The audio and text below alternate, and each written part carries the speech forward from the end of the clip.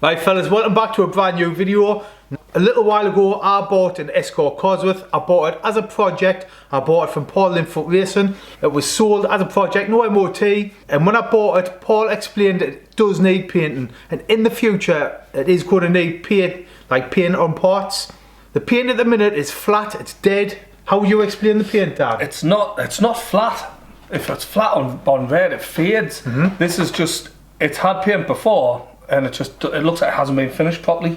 Right. So if you look in your reflection, you can't even make yourself out in the reflection on it, which I think we'll have some footage of that. I've got some. I'll put some clips in. So the easy way to fix that for the time being, you know, is this stuff. I'm gonna be brave. Well, I'm not going to be brave. Dan's going to be brave because it's not his car, so it doesn't really matter. But Dan's going to sand the paint and we're going to buff it up, see how good we can get it, see if we can get. Let's say it is going to need paint in the future, but see if I can get it just somewhat presentable for next year in the summer. I can drive it around and it'll look decent when I take the shows. Now you might be looking at this N-Reg Escort Cosworth thinking, Adam, why on earth are you going to paint that car? It looks mint. But as with most old Fords, there is a little bit of rust coming through. There's a tiny little bit on both front wings, there's a little bit on the door, there's a little bit on the back quarter, and there's also a little bit on the boot lid. And the thing with rust is, if you don't address it sooner rather than later, it turns into a bigger job, and bigger jobs cost more money. But before we start painting the car, I want to see if we can polish the paintwork up. So we're going to start by cleaning it with some warm soapy water. Now the reason we clean it is pretty simple fellas. It's to remove the road dirt that it's accumulated from driving about. The car does drive, it has got MOT on it, and I have been mooching all over in it. So we're going to clean all the back end where all the soot comes out the exhaust. We're going to clean the full car. Is going to get a good wash over with some warm soapy water. So you can see here how the water's sitting on the car. It's not beading up, there's no wax on the car. It's just sitting quite flat, and I'm guessing that's pretty good if we're going to polish it. I'm not an expert, but I'm guessing that's a good sign. But now that we've all soaped the car up with some warm soapy water, we're going to wash it off with my jet wash and remove all the dirt, grime and the soap suds from the car. So once I was finished jet washing the car, I then pulled it in the garage and dried it with a drying towel. I then let it fully dry overnight. Then the next morning, Dan came down early doors, and before we even started polishing the paintwork, there was a couple of small chips in the front bumper, but were filled in with a touch-up pen from our local motor manufacturers.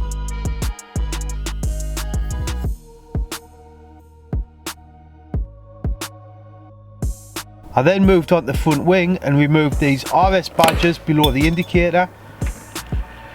Once the badges were off, I left like this double-sided tape. So I got my Toffee Wheel out and removed the leftover residue, sticky tape stuff with the Toffee Wheel. If you want one of these Toffee Wheels fellas, they're mint for removing stuff like this. I'll leave a link to one in the description on Amazon. It was then time for Dan to work his magic. So Dan, tell us exactly how we've done it and what products we used to get the paint back nice and shiny. Well, firstly, I had a suspicion there was loads of paint to work with just from the general appearance. You could see it was on thick. So I did check it with a paint depth gauge. Went all the way around the car, and it was measuring around about 7-8 mil in places. Factory is about 4 or 5. This car has been painted, fellas. Top to bottom, definitely had a full shoot. It just wasn't finished off properly after it was painted. So I thought we might be able to save that. So I knew I had loads to work with, and that's when we used the 2500 paper. I've done that by hand, which you'll notice. I was going to use a rubbing pad, which I think you've seen us bring in. I did a little sample. It put too many lines in the paint for us, so I only used it on a little bit. I stopped it and I went back to using just my hands. So with my hands, full car, 2500 grade. Once that was down, I had to use G3, which every body shop in the country uses G3, and it's dangerous stuff. If you don't know what you're doing, bit too fast on the machine, get it too dry, you burn through the paint. It's quite abrasive. Really abrasive. It's like you feel it, it's horrible. I don't like using it, but with the amount of paint on this car, I knew I could. So I used that just to get some life back in the red paintwork after I sanded it down. Once that was done, it actually looked pretty decent, but paint correction's what I'm more into, and that's when I used, I got the Roops gear out, so I used the Roops Blue, which is the coarse one, and that got rid of most of the damage that the G3 had left. And by damage, if you know about machine polishing, you'll know what I mean from that. There's marks all over where it's been. Horrible stuff, G3. So the Roops, the coarse stuff on a yellow Roops pad, that got rid of all that. And then after that I used still with the yellow Roops pad, I used the yellow Roops polish, which is known as the fine one, and that gets rid of all your swirls and all your light imperfections. So in the end we're left with just the car is like a showroom finish where you've seen it. Yeah, I'll put a clip in, fellas, where you can see the before and after of the paint.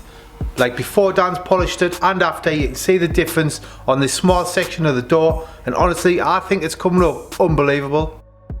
Right fellas, the car has came up mega, it's absolutely amazing. Before we finish, I'm going to give it a quick coat with the best polish known to man, Auto Glim Super Resin Polish. So I did ask on Instagram whether I should ceramic coat the car after the paint correction, and all of you fellas were saying don't ceramic coat it yet. It has got rust, it is going to need paint in the future, so why bother using ceramic coat? So that's why I opted to use Auto Glim. I have always since my first car used Auto Glim. I absolutely love this stuff. I use it on my glass, my lights, my reg plates, obviously the paint. It's absolutely brilliant stuff, and it's been around since God was a boy. What do you think of Auto Glim, Dan? I started out using Auto Glim. It was easy to apply. Everyone used Auto Glim. I think it's easy to use, isn't it? It is, but Auto Glim just fills imperfections. It makes it look, it does make it look nice. If you just want to polish your car on a Sunday, it's good, but I disagreed with everybody that said don't ceramic coat it. Probably because I know what ceramic coating is. It is just a highly durable polish. So if you did need paintwork, rubs off. It comes off. And it doesn't take that much effort. It's not going to stop sandpaper from taking your paintwork off the car. So I personally would have went the rest of the way, and I would have put that ceramic coating on. I've actually got some clips you can have of one of my pals' car ceramic coated a couple of weeks ago. If you want to put that in, the finish is amazing. That was a Sapphire Cosworth, and it did look mega. But like I say, fellas, I listen to yous, and I have gone with ceramic with Auto Glim, even though Dan was saying ceramic coat. So that's what we're doing. We're giving it a good coat. I actually give it 2 coats of Auto Glim, and by the end it looked mint.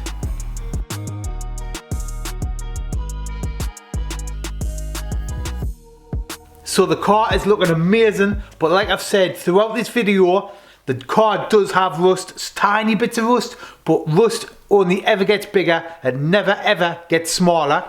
I'll show you the bits of rust that's still on the car. So there's a tiny little bit here just below the rear window. It is just tiny, it's certainly not a hole, but it will only get worse. There's also a bit on this boot lid. Just there's like a tiny little bump, tiny little lump there, fellas. I don't know if that is rust or whether it's a dint. There's some by the badge in here. I don't know if that's bubble rust or what, but you can see there's little bits of bubbles in the paintwork. It goes all the way along. There's also a little bit on this rear arch that needs addressing. You can't get the rear quarter panels, so if that turns into a hole, it just turns into a nightmare, to be honest, because you kind of get the panels.